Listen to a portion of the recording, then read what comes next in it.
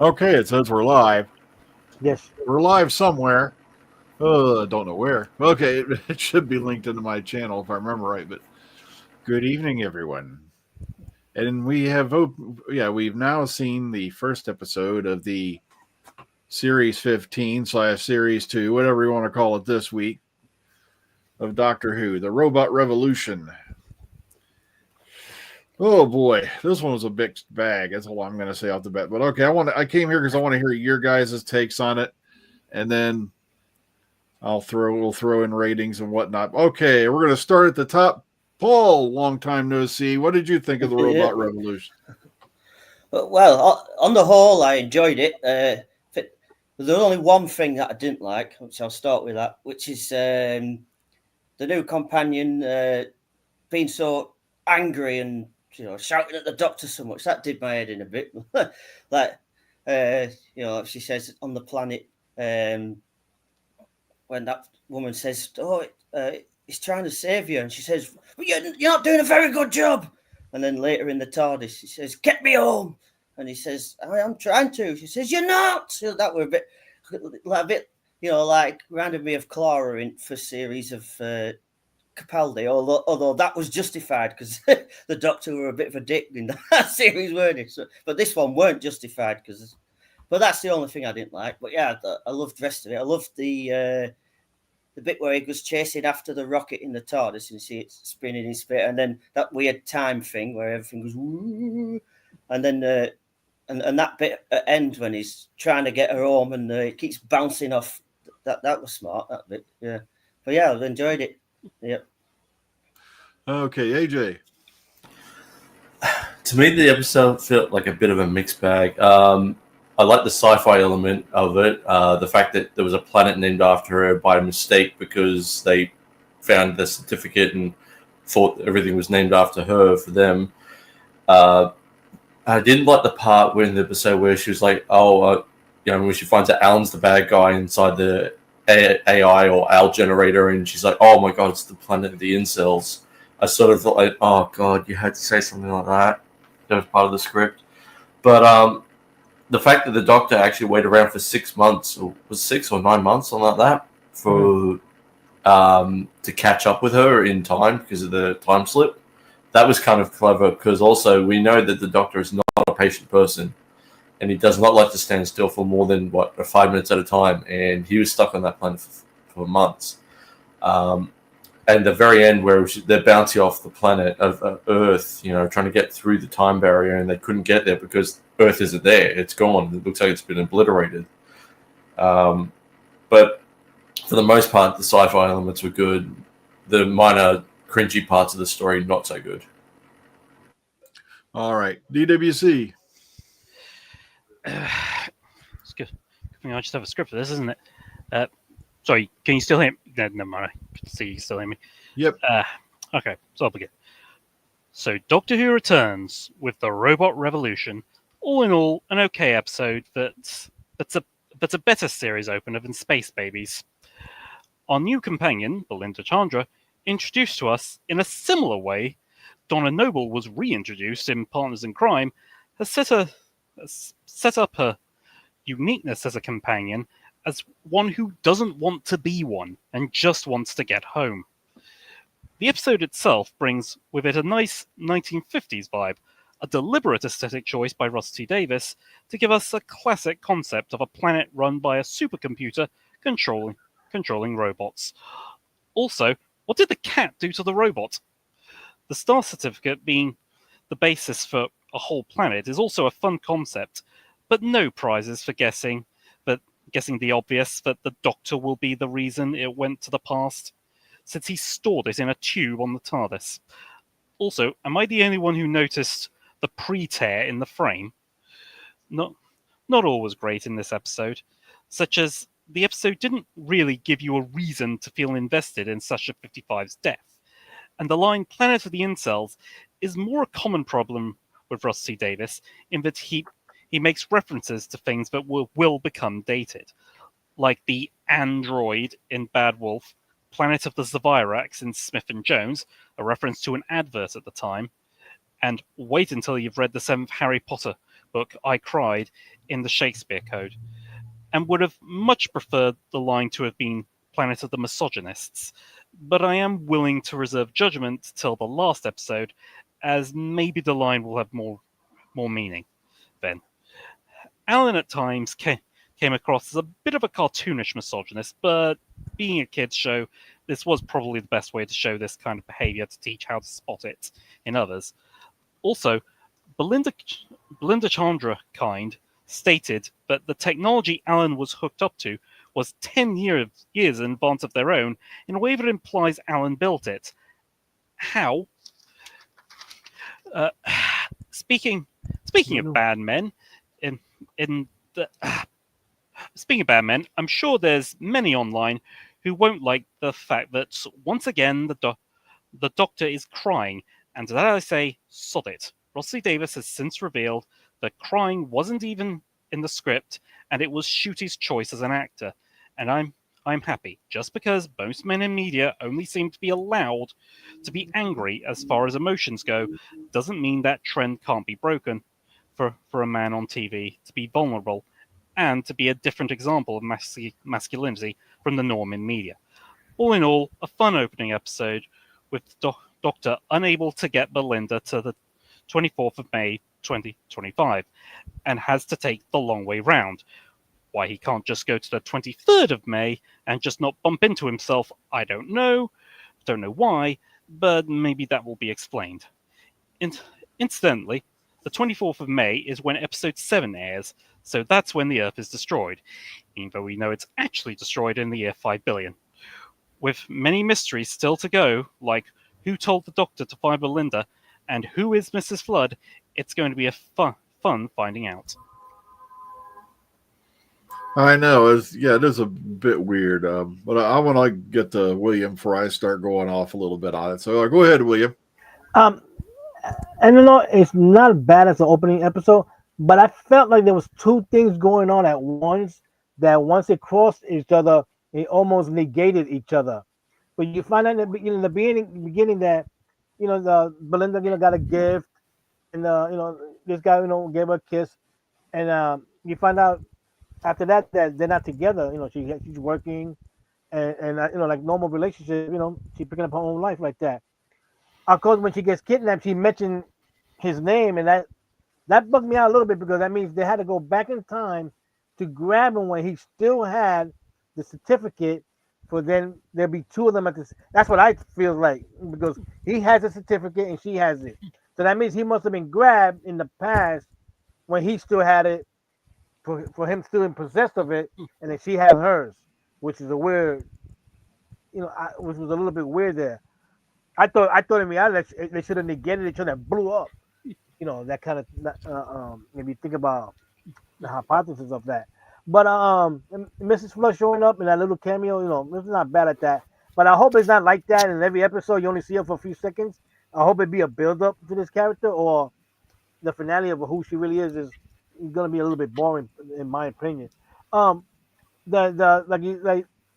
somebody said that, you know, they call it the planet of the incel like that. You know, I didn't realize what that word meant. I had to look it up, and then I looked it up and said, well, it does describe that character, the way possessive he was, and like, and anything that goes wrong is on her fault or any woman fault instead of him. And he didn't look into it. He didn't look into himself and realize, hey, I'm a little bit of a screw up. I need to stop doing this. He just kept using the gift or the power that he was given, and it corrected him absolutely. So that's a little bit weird. You said about when she wanted to go home, the doctor was trying to take her home. That was a little bit weird. So what is it that could do such a force that can't let a TARDIS land back on Earth at the moment that, you know, Belinda was kidnapped? You know, he tried to drop her off right there, but she don't miss no time. Which it has to be some real strong force to be able to do that. Whether it's any relations to the toy maker, we don't know if it's one of his relatives or not. Again, we got to look into that.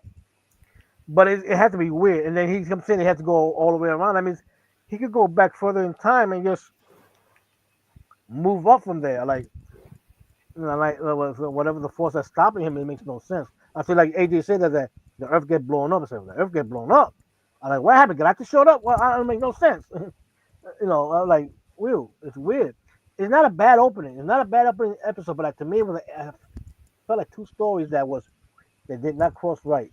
Something was somebody maybe in the editing room or something, or the writers room forgot to correct it right way to make it set up more the mystery of what's going to happen in the season. Because the only mystery is how the doctor's going to get her home. That's the only mystery right now we see. No, we don't see who is the potential threat for the season, and how the threat is going to interact in every episode building to the finale. That's the weird thing. I hope even though they gave out the episode titles for the season, I noticed that I don't think any Cybermen or Dalek will appear, which is going to be weird because that's weird because this will be one of the rare times that a Doctor has not met the main enemy yet on TV, which is bugging out. And that's my opening statement. I got more to say later on. I know. I'm like, all right, answer me this in the comment box, or if anyone knows what the hell's an incel? An incel is a guy who wants to control a woman and for her to do anything that he wants, almost like a slave, so to speak. So any mistake he makes, he blames it on her or any other woman. That's actually a misogynist. The abbreviation is involuntary celibate. Yeah. Okay, it's used as an insult. Yeah.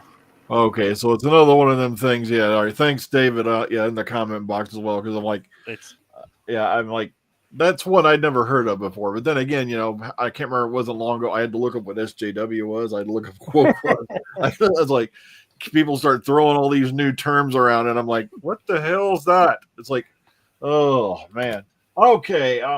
I did like the scene. I did like the setup. The effects were great. I love the design of the robots. Kind of an Art Deco type of deal.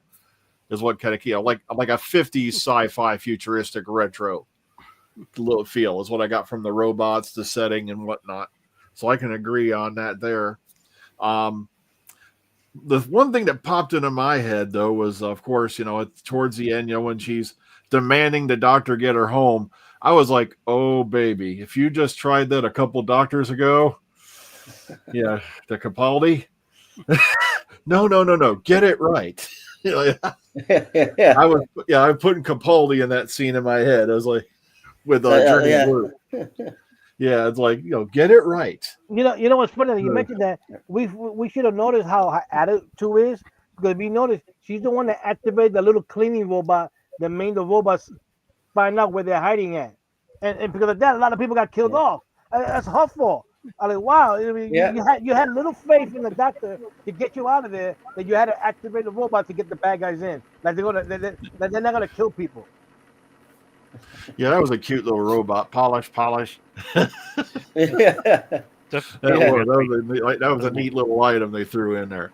Like I said, I enjoyed the episode for the most part, but I agree with the one thing. It's like, why do we keep throwing up these terms that probably, like I said, I had to actually look them up, and we probably would, anyone who watches this year's on is going to be like, well, same look that I had. What the hell is that? Well, because you're going to have to go look this up, what it means. Well, incels have actually been in the news quite a bit over the last few years, because there have been some very violent attacks on women by people who self-identified as incels. I've never heard that term before either. Hang on, Sixth Doctor would choke her out. I meant to say earlier the Sixth Doctor and Perry at the beginning. Yeah, that was justified as well, but not this time. But here's the thing though, like, you're seeing things from her perspective of him. You never saw the other way around, did you? Like, she could have been taking something so innocent of him just saying, something innocent, and then going, oh no, that's aggression to me, or something like that. Well, no, they established it quite quickly that, I know girls aren't good at math, or don't open the present that way. It is no. Again, she says the thing, and then you see the clip, and obviously that's her perception of what was happening. That's me thinking about it as well. There's always two sides to a story. Remember? I did like the. Oh, go ahead. that bit didn't make sense to me. She split up with him, but she kept the framed certificate. Yeah, That confused That I me. didn't get. thank you. Yeah, she had it up on her wall. Yeah. This the guy biggest was an evil bastard, but she kept it framed on her wall. I'm like, Yeah. You mean to tell me the after biggest- that, after they broke up, that she never dated anybody else after him? It kind of, again, Well, she I- can't have done with that on the wall because it'd have been a bit hang on. weirded out. now, with that, I'd say maybe it won't be resolved, but maybe wait till episode 8. Maybe we'll learn a bit more. Okay, but the biggest plot hole of the episode was the certificate thing. Like how he had a version of that certificate that's 10 years old when she had it on her wall at the time of being abducted, and they went back and took him about 10 years previously. He never had a copy of it then. He had already given it to her. They've been broken up by 6 years by that point. It was established that the Belinda Chandra kind that came to them 5,000 years prior. So the certificate somehow went through the fracture at some Yeah. point. Yeah, that's but we all never has something to do with that time. We never, frame. but we never saw it though. Yeah, but like I was saying in my opening bit, that we saw at the end of the episode, the Doctor put the certificates in a tube. So presumably, he's going to be the reason it goes back 5,000 years. And we'll learn Okay, that again. because I was going to say, like, you had the whole thing with the Pandorica with the 2 sonic screwdrivers, and they explained how that happened and worked. Yeah, and I no know. Blimovich limitation effect. Yeah, the Blenovich limitation effect. Yeah, I was about to say that. I gotta, give my patented telekinetic head slap to RTD because this was a perfect time to mention the Blenovich limitation effect because that's exactly what they were describing. Or invitation effect, as Nicholas Courtney used to call it. Yeah, that was Modern Undead when you had the two aspects of the Brigadier meet Yeah. each other, and Yeah. that was kind of the same deal with those two documents meeting each other. Yeah. So that was a classic chance, for a reference to something we heard, I think, all the way up to the 5th Doctor here. I can't remember if they mentioned it again after that. Yeah. Mind you, on that subject, I was listening to Toby Haydock's Happy Times and Places, where I don't even know it, where he watches a Doctor Who suggested by a friend and he comments along. And he was watching The Christmas Carol, and he said, why doesn't that happen when young, what's he called? Casmus, what's he called? The main character in that. Yeah. Yeah, when the young with him hugs the old one. Why doesn't it happen then? Yeah. If the Doctor was all of Belinda's life, why doesn't she know him already?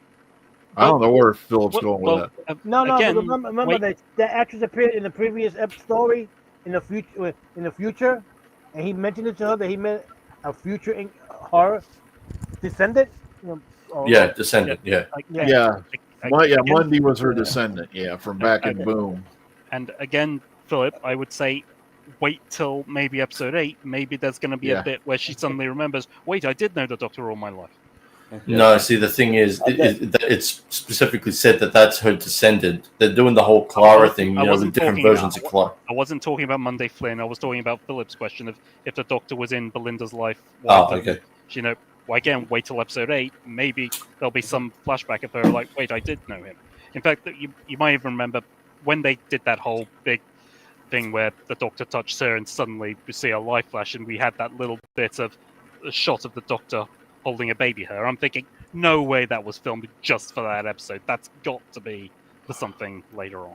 Well, no, because he was taking on the load of the Blenovich limitation effect because he was shorting out the time differential between the two certificates, so he fell through her timeline. Yeah, I know, but to actually get a baby and then just film one shot like that seems like very, very small amount to film just for one big moment like that. I think that's going to relate to something down the line. I think we're going to see that again down the line. Maybe. And of course, we're still left with the most disturbing question.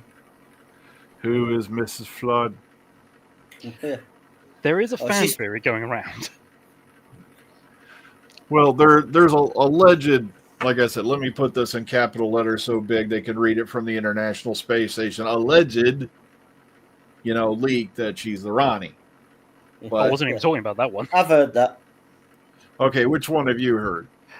This is a kind of interesting one. And supposedly it's meant to be sort of kind of hinted and confirmed in the upcoming episode. But the idea is, and it's all related to how she breaks the fourth wall. And we've even seen others like Maestro breaking the fourth wall, and even in Joys of the World, I can't remember the character's name, but before he dies, he breaks the fourth wall. The idea is that supposedly from Shooty onwards, well, from start of Shooty, what's actually been happening is that in a sort of Truman Show-esque thing, the Doctor is being kept in a show within the show in a very meta way, and that Mrs. Flood's character is a fan of Doctor Who, and she's talking to the audience in that way. And it's meant to be a meta commentary of she's become a bit disillusioned with how the Doctor has gone so far and wants the show to change. Oh, that's You mean like the Truman Show, like that? yeah. Exactly. That is the fan theory, and it's possibly a meta joke on the people right now going on about how wanting the show to change because they don't like the Doctor. See, I'd heard it can't be the Rani because there's something to do with rights for that character at the minute. Yeah. She's not been in Big Finish for ages, has she? No. That's why I have my doubts, about it being the Ronnie. Like I said, it's like, but at the same time, it's like everyone's like, someone's going to show up or Oma's going to get mentioned. I'm like, guys, after what I saw them do to Sutek, I don't want anyone else to show up. I waited how many years for Sutek to reemerge to be taken for walkies? Okay. Who owned the rights to Sutek? Yeah. Who owned the rights to Sutek? Do you know? Yep. Who owns the rights to it? I forgot. Yeah. No, I can't even remember who wrote Pyramids. No. Okay, David Tyler. He said the Truman Show, and it's like the Truman Show is a movie starring Jim Carrey where this fellow's just going on and on about his life. Then he finds out his whole life's a TV show. Look it up. It's a really good flick. I can't remember who directed it, but like I said, really good movie. Go check it out. I was going to say, maybe Mrs. Flood is the master of the land of fiction and the Doctor's stuck actually in the land of fiction. That was another thought I popped into my head because RTD is a diehard fan of the classic series. And I don't think we've, other than Big Finish, I don't think we've been back to the land of fiction at all. Well, think about how ridiculous the last season was with like goblins with technology that made no sense whatsoever. And yet the Doctor got the logic of the technology. I'm deciphering the language of rope. Exactly. Robert Holmes wrote Pyramids of Mars. I've just Googled that as well. There must be easy access to his rights because they've used Autons and I'm hoping, like I said, I don't have anything Sai here asked in the Unholy Trinity mentioned in the finale synopsis. A long time ago, in an episode with the Seventh Doctor, it was called The Greatest Show in the Galaxy, the Doctor actually had to face the gods of Ragnarok, of which there were 3 of them. I'm hoping that's what it is, but like I said, we don't know for a fact. Well, in the commentary for The Giggle, is it? Russell T. Davis and Phil Collinson said, we need to bring the Gods of Ragnarok back. So it might be them. Well, I mean, because at the end of the episode, we saw there were bits of Earth floating around everywhere. Maybe, Ragnarok would be possible. Because Ragnarok is destruction. It's the end of everything. The end, yeah. Hey, that means Thor might show up. Well, that'd be kind of cool. Yeah, like I keep telling folks, getting the stuff out of Bad Wolf is not anywhere in the same ballpark as easy as it was to get stuff out of the BBC.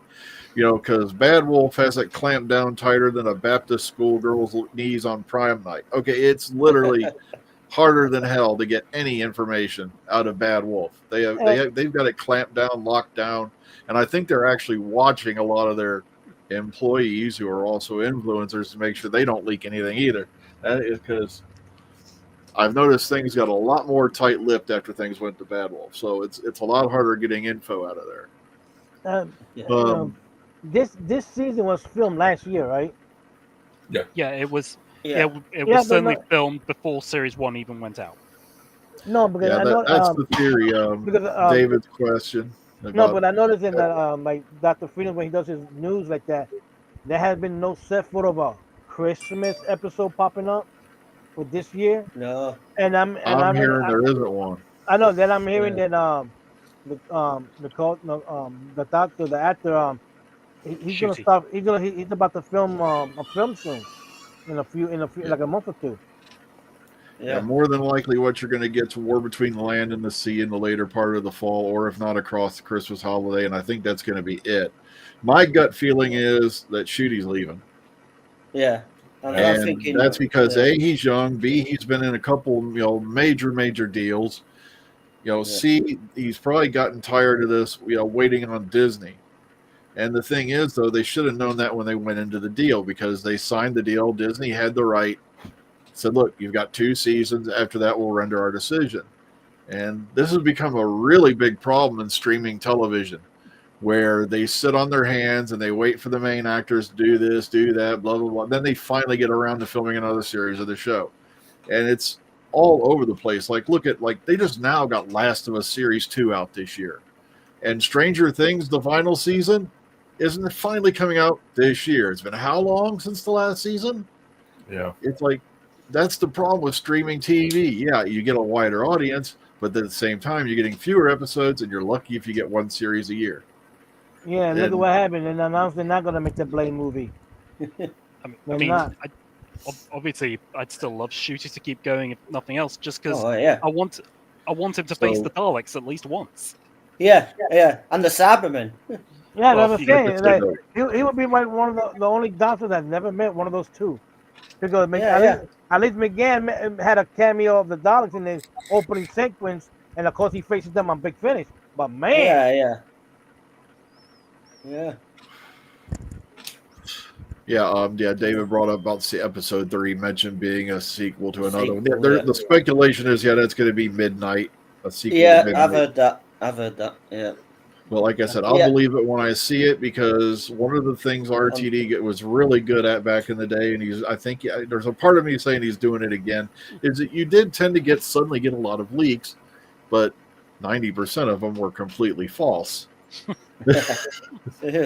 So, I trust me, the guy is the master of counterintelligence as far as TV shows go. Sometimes, not as good as like I said, Moffat tried, but still a lot of stuff got out during the Moffat era. I'm just surprised, because if this guy's already, if Dakota's already filming in another month or 2, whatever movie he's going to be doing, I'm like, BBC needs to get the act together and announce either he ain't coming back, or what's going on. Well, and there's that piece of music, isn't there? Someone's shared a piece of music from what's it called? The finale, War of the what's it called? The finale, War of the Realities, or something like that. Yeah. War of Reality? Yeah. The reality war. Someone shared a track, a release track from that, and it really sounds like Regeneration music. Yeah, it does. It sounds a lot like a Regeneration track. It does. So that and some of the things I'm hearing, what little I'm hearing is saying, Shooty's out. It's not that he's being fired. It's not that he's just he got to work. Getting out. And like I said, given the fact he's young, he's got a billion opportunities, he's got people knocking on his door, and he's tired of saying, I got to find out when we're going to film series 3 of Doctor Who. And because those opportunities don't come up forever, and they pay more. Exactly. That's one of the reasons people, I've actually had someone at work go, do you ever notice why you have all these British people playing American guys? Why the hell did that happen? I said, go look up the average salary of a British actor in the UK versus what they earn here. It's I think Jodie Whittaker got paid 300 something K for her entire, plus a little more, I think, for her entire time on Doctor Who. Whereas you've got the cast of Friends that were making $1 million an episode. Towards the end of that series, Hugh Laurie took a pay cut down to $800K an episode so they could get the last series of House out. He was making $1 million an episode as House. So it's that's damn straight. They're looking for money. That's why the pay over there, like I said, is ridiculously lower for actors than it is here. We got a question. And like I said, that's why you got Ella Purnell and Fallout. So it's do you think they regret choosing Shooty? No, like I said, no. I don't think it has anything. No, Shooty's not being fired. Shooty's not being shown the door. No. Philip just asked that question. I think it's just a matter of he can't wait any longer, because a lot of people don't realize the only doctors that the only doctor that I know of that got a multi-year deal out of this whole thing, I think, was Jodie Whittaker. Because every other doctor that I know of got a year and an option to pick up. Of course, Eccleston didn't take the option to pick up, and then so up till Jodie, they were all year and an option to pick up. And I think that's the same thing they did with Shooty, because Shooty's young, Shooty's popular. He's been on series on Netflix. He's been in the Barbie movie. He's, like I said, he probably, he's young and he wants to move on. And do we think RTD's out as well?